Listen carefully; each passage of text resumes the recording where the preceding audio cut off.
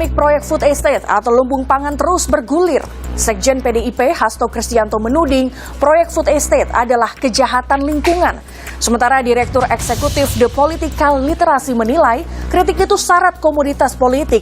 Pasalnya, Presiden Jokowi menunjuk Menteri Pertahanan yang juga Ketua Umum Partai Gerindra Prabowo Subianto sebagai pemimpin food estate di Kalimantan Tengah.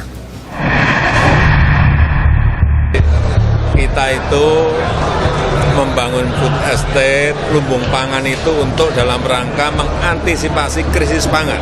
Hati-hati, semua kawasan, semua negara sekarang ini menghadapi yang namanya krisis pangan.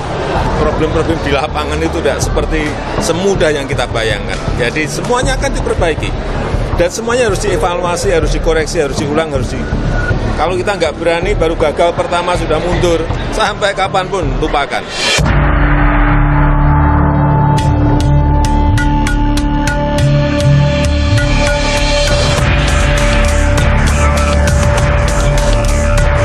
Presiden Joko Widodo buka suara terkait kritik proyek food estate atau lumbung pangan yang digagas masuk dalam program strategis nasional atau PSN 2020-2024. Jokowi menyebut membangun food estate bukan perkara mudah, sebab keberhasilan panen membutuhkan waktu dan baru meningkat pada penanaman ke-6 hingga ke-7. Sebelumnya, Sekretaris Jenderal PDI Perjuangan menuding proyek food estate adalah kejahatan lingkungan. Hal ini dinyatakan Hasto Kristianto ketika dimintai tanggapan soal dugaan aliran dana kejahatan lingkungan masuk ke partai politik untuk pembiayaan pemilu 2024. Maka kami mengapa memberikan suatu catatan yang sangat kuat terkait dengan upaya yang telah dilakukan oleh Presiden Jokowi untuk membangun food estate, tetapi di prakteknya di dalam kebijakan itu ternyata disalahgunakan dan kemudian hutan-hutan malah justru ditebang habis dan food estate-nya tidak terbangun dengan baik. Itu merupakan bagian dari suatu kejahatan terhadap lingkungan. Menanggapi tudingan PDIP, Wakil Ketua Umum Partai Gerindra Budi Satrio Jiwandono menyatakan lahan food estate sudah dikaji Kementerian Lingkungan Hidup dan Kehutanan. Nah, tentang anggapan bahwa ini adalah kejahatan lingkungan, saya kira itu tidak benar. Karena lahan-lahan yang telah disiapkan untuk mewujudkan food estate ini adalah lahan yang memang sudah ada kajiannya, diberikan oleh Kementerian LHK ya, dalam hal yang di Kalimantan Tengah ini adalah izin namanya KHKP, Kawasan Hutan untuk Ketahanan Pangan. Memang izin yang pertama, dan kalau itu sudah keluar dari KLHK itu sudah ada kajian teknisnya. Sementara Direktur Eksekutif The Political Literacy Gun Herianto menilai kritik yang dilontarkan Sekjen PDIP syarat akan komoditas politik belaka. Pasalnya, Presiden Joko Widodo menunjuk Menteri Pertahanan yang juga Ketua Umum Partai Gerindra Prabowo Subianto mengawal program ini. Sebagai kritik itu wajar, tetapi sebagai bagian dari pemerintah kanalnya kan jelas tuh ya.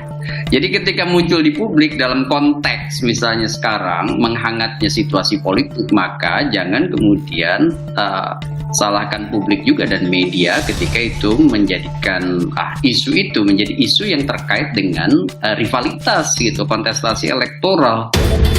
Food estate rencananya akan dibangun di beberapa wilayah, diantaranya Kalimantan Tengah, Sumatera Utara, Nusa Tenggara Timur, Daerah Istimewa Yogyakarta, Jawa Barat, Jawa Tengah, Jawa Timur, dan Papua.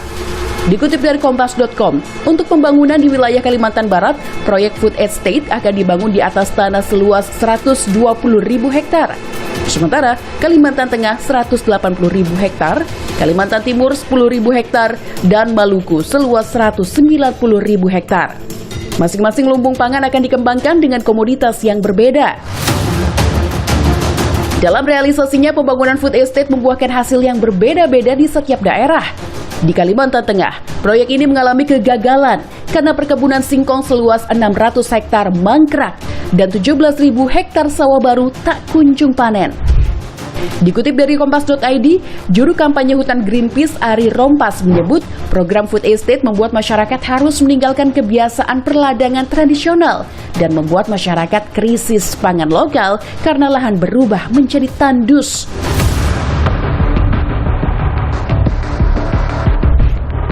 Namun, proyek food estate di wilayah Papua justru dinilai berhasil. Seperti di daerah Kerom, 40 hektar lahan komoditi jagung telah menghasilkan 7 ton per hektar. Sementara di Timika, 4,7 juta hektar lahan food estate dapat menghasilkan 40 ton sagu per hektar yang sebagian diekspor dan dikonsumsi sebagai makanan pokok masyarakat Papua. Dikutip dari Kompas.com, Menteri Pertanian Syahrul Yassin Limpo turut menolak jika program food estate dikatakan gagal.